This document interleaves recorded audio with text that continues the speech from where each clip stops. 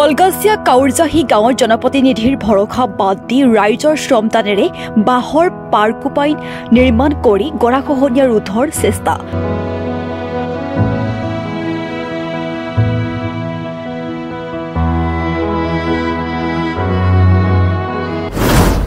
শতাধিক পৰিয়ালৰ ক্ষতি হোৱাৰ আশংকা।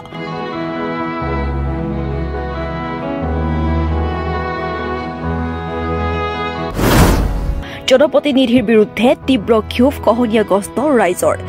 বিৰোধী দলৰ যিমান MLA MP তেওঁলোকে গৰাখহনীয়াৰ খবৰ বুজ লৈ আছে, একো দিব নোৱাৰিলেও আহি তেওঁলোকৰ লগত মত বিনিময় কৰি সহায় সহযোগ কৰি আছে। কিন্তু চৰকাৰ পক্ষৰ যিজন MP নিৰ্বাচিত হ'লে তেখেতে যে তেখেতৰ লোকসভা এৰিয়াত এনেকুৱা এটা কণ্ডিশ্যন হৈ আছে, তেখেতে ক'ত টোপনি মাৰি আছে তেওঁ খবৰ লোৱা নাই। বৰপেটা জিলাৰ কলগাছিয়া ৰাজহ চক্ৰ অন্তৰ্গত কাউৰজাহী গাঁৱৰ বেকী নদীৰ বিধ্বংসী কৰা খহনীয়াত জাহ গ'ল কেইবাটাও পৰিয়ালৰ ভেটি মাটি। কাউৰজাহী ইছব বজাৰৰ বেকী নদীৰ নতুন সুঁতি ওলাই কেইবাটাও পৰিয়ালৰ ঘৰ ভেটি উচ্ছন কৰাৰ লগতে বিঘাই বিঘাই খেতি মাটি সৰ্বশান্ত কৰি পেলাইছে। কিন্তু খবৰ ল'বলৈ আহৰি নাই জনিয়াৰ বিধায়ক ডক্টৰ হাফিজ ৰফিকুল ইছলাম আৰু বৰপেটা লোকসভা সমষ্টিৰ নৱনিৰ্বাচিত সাংসদ ফণী ফুকন চৌধুৰীৰ, যাৰ বাবে গৰাখহনীয়া প্ৰতিৰোধ কৰাৰ বাবে দল মত নিৰ্বিশেষে আৰু গাঁওখনৰ ৰাইজে নিজৰ শ্ৰমদানেৰে বাঁহৰ পাৰ্কোপাইনেৰে নদী বান্ধৰ প্ৰতিৰোধৰ চেষ্টা ৰাইজৰ। উল্লেখযোগ্য যে এই ঠাইখিনি প্ৰতিবছৰে প্ৰলয়ংকাৰী বানপানীয়ে দিশহাৰা কৰি বেকী নদীয়ে কাউৰজাহী গাঁও আৰু ইছব বজাৰ বিচ্ছিন্ন কৰি পেলাইছে, যাৰ ফলত নিজৰ ঘৰ দুৱাৰ ভাঙি নিৰাপদ স্থানলৈ ঢাপলি মেলিছে ৰাইজে। কোনোবাই যদি ৰাস্তাৰ কাষত আশ্ৰয় লৈছে, কোনোবাই বিদেশত কাম কৰিবলৈ গৈছে, আন কোনোবাই বেলেগৰ মাটিত আশ্ৰয় লৈছে। কিন্তু আজিলৈকে কোনো জনপ্ৰতিনিধিৰ চকুত নপৰাত এই গাঁওখনৰ নিৰ্বাচনৰ সময়ত ভিৰ পৰে নেতাসকলৰ। উল্লেখ্য যে বেকী নদীয়ে গতিপথ সলনি কৰি ৰাইজৰ শ শ বিঘা কৃষি ভূমি নৈৰ বুকুত যা যোৱাত জনপ্ৰতিনিধি ভৰসা বাদ দি আজি ৰাইজৰ শ্ৰমদানেৰে আৰু গাঁঠিৰ ধন খৰচ কৰি প্ৰতিৰোধৰ কাম হাতত লৈছে।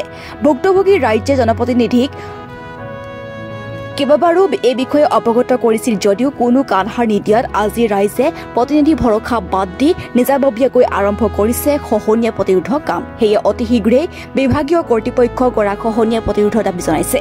প্ৰশাসন থাকিব, তেওঁলোকৰ কাম তেওঁলোকে কৰিব, কিন্তু চৰকাৰৰ কামটো আপোনালোকে জানে কিমান লেহেমীয়া হয়। মানে এনেকুৱা আমাৰ এটা ঘৰুৱা ভাষা আছে, Assam is the land of লাহে লাহে। এটা আমি ঘৰুৱাভাৱে কিন্তু কওঁ। গতিকে আমি দীৰ্ঘদিন ধৰি এই সমস্যাটো আমাৰ ইয়াত আছে, দীৰ্ঘদিন ধৰি চলি আছে। আজি বহুত অঞ্চল বহুত মানে গুচি গ'ল, তেওঁলোকে এতিয়ালৈকে কামটো আৰম্ভ কৰিব নোৱাৰিলে। আজি কৰিব, কালি কৰিব, কিন্তু আজি যিটো ইয়াতে আৰম্ভ হৈছে নতুনকৈ এটা সমস্যা যে কাউৰজাহীত আপোনাৰ গৰাখহনীয়া হওঁতে হওঁতে PWD উঠি যোৱাৰ পিছত আহি পেলাই পুখুৰীত পৰিলে আৰু পুখুৰীৰ পৰা হৈ পেলাই কলগাছিয়াৰ হৈ বলাই পথাৰ হৈ কুকিলা হৈ এনেকৈ এটা বলাই সুঁতিত গৈ নতুন এটা সুঁতি আৰম্ভ কৰিছে, ওলাই গৈছে নতুন সুঁতি। আৰু এইটো এনেকুৱা বিপদজনক যে আপোনাৰ কাউৰজাহী, বলাই পথাৰ, বিলটাৰী, ডিমাপুৰ, কলগাছিয়া, মাঝেৰচৰ, মনুকুচা, তেনেকৈ এটা পাৰ্ট কুকিলা, গুণালগুৰিৰ এটা পাৰ্ট লৈ পেলাই আৰম্ভ কৰি আপোনাৰ সিফালে নদীয়াপাৰা, দাবনদিয়াৰ পৰা আৰম্ভ কৰি লাংলা, বগলামাৰীলৈকে একেবাৰে এইটো সুঁতিৰে বেকী আৰু মানা একেলগে হৈ গৈছে। আৰু ইয়াতে দুয়োপাৰে কেইবা লক্ষাধিক মানুহ ঘৰ বাৰী আছে। এইটো যদি বৃহৎ আকাৰ লয় ধ্বংসলীলা চলিব। আমি দেখা পাইছোঁ, চৰকাৰক আহ্বান কৰিছোঁ, প্ৰশাসনক আহ্বান কৰিছোঁ, তেওঁলোকে মেজাৰমেণ্ট ল'ব লাগে ইত্যাদি ইত্যাদিবিলাক কৈ থাকে। গতিকে তাৰ কাৰণে ৰাইজে যোৱাকালি সিদ্ধান্ত লৈ ইয়াৰ ৰাইজে আমি বাঁহ সংগ্ৰহ কৰিছোঁ আৰু আজি ৰাইজে 10 টকা, 15 টকা, 20 টকা, 100, 200, 500 টকা দি আছে আৰু সেইখিনি টকাৰে আমি কাম আৰম্ভ কৰিছোঁ। আপোনালোকে দেখিছে ইতিমধ্যে বাঁহ আহিছে, বাঁহ আমি এতিয়া পুতিবলৈ আমি আৰম্ভ কৰিম। গতিকে এইটো যদি আমি বন্ধ কৰিব পাৰোঁ এটা বৃহৎ অঞ্চল ৰক্ষা পৰিব। আৰু এইটো সামাজিকভাৱে মই ভাবোঁ আমাৰ ৰাইজৰ কাম। কোনো প্ৰতিনিধি হিচাপে আমি ইয়াতে কোৱা নাই অমুকে পাৰা নাই, অমুকে পাৰিছে, আমি সমালোচনা কৰিব বিচৰা নাই। ৰাইজৰ এটা কাম থাকে, সেই হিচাপে আমি কামখিনি কৰিব বিচাৰিছোঁ। আজি কাউৰজাহীৰ ইছব বাজাৰত উত্তৰ ফালে যিটো PWD ৰাস্তা ভাঙি আমাৰ যিটো নতুন বেকী নদীৰ এটা উপনদী ওলাবলৈ ধৰিছে। আৰু এই নদী যদি ওলায়, ইতিমধ্যে আপোনালোকে গম পাইছে, আগৰ জনিয়া সমষ্টি, আগৰ উত্তৰ অভয়পুৰী, দক্ষিণ অভয়পুৰী সমষ্টি, বৰ্তমানৰ শ্ৰীজনগ্ৰাম সমষ্টি, এই বৃহত্তৰ অঞ্চলৰ যিটো আৰ্থ সামাজিক ক্ষতি হ'ব, কৃষকসকলৰ যিটো ক্ষতি হ'ব আমি বিচাৰোঁ যাতে বৰডাঙ্গা অঞ্চলৰ সেই পুনৰাবৃত্তি যাতে নহয়, যাতে এই নদী নতুন নদী ওলাই যাতে যিটো আমাৰ চিকনচৰা বিল বুলি কয় সেই নদীৰ মাজেদি যাতে আৰু নদী নোলায় তাৰ কাৰণে আমি এই অঞ্চলৰ বৃহত্তৰ অঞ্চলৰ যুৱকসকলে বা ইয়াত দলমল নিৰ্বিশেষে সকলো ওলাই আহি আমি হাতে কামে লাগি এই হুতিটো বন্ধ কৰাৰ কাৰণে আমি এটা যত্ন কৰিছোঁ।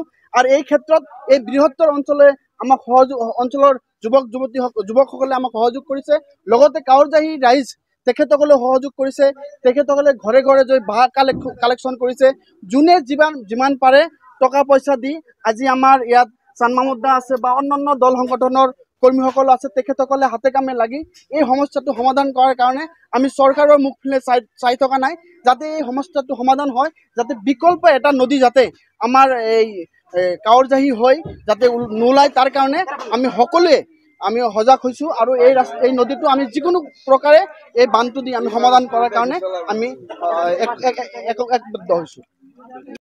একচুৱেলি চাওক, বেকী নদীৰ যি গৰাখহনীয়া আৰম্ভ হৈছে, এই গৰাখহনীয়া আহি কাউৰজাহীৰ যিটো মেইন ৰাস্তা আছিল, ৰাস্তাটো খহি গৈ অলপ মানে লিক হৈ পানী ওলাই গৈ এতিয়া সেইটো সুতিয়ে এতিয়া মানে নদীলৈ ৰূপান্তৰ হৈ আছে। আৰু এইটো গৈ বলাই চুটিত পৰিলে কলগাছিয়াৰ যিটো মানে কলগাছিয়া PWD ৰোড, সেই ৰাস্তাটো ভাঙি কলগাছিয়ালৈ এটা ভাবুকিৰ সৃষ্টি হৈ আহি আছে।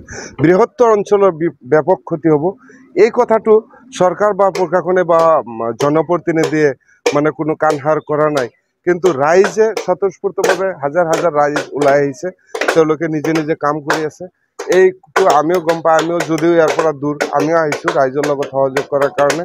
আজি যদি এই সামান্য কামটো যদি চৰকাৰে কৰিব নোৱাৰে, ৰাইজে কৰি আছে, গতিকে এইখিনি নকৰিলে ভৱিষ্যতে বা অতি কম সময়ৰ ভিতৰত কলগাছিয়া আৰু ৰহা কলগাছিয়া PWD ৰাস্তা ভাঙি মানে কলগাছিয়াটো জনসংযোগ বিচ্ছিন্ন হ'ব।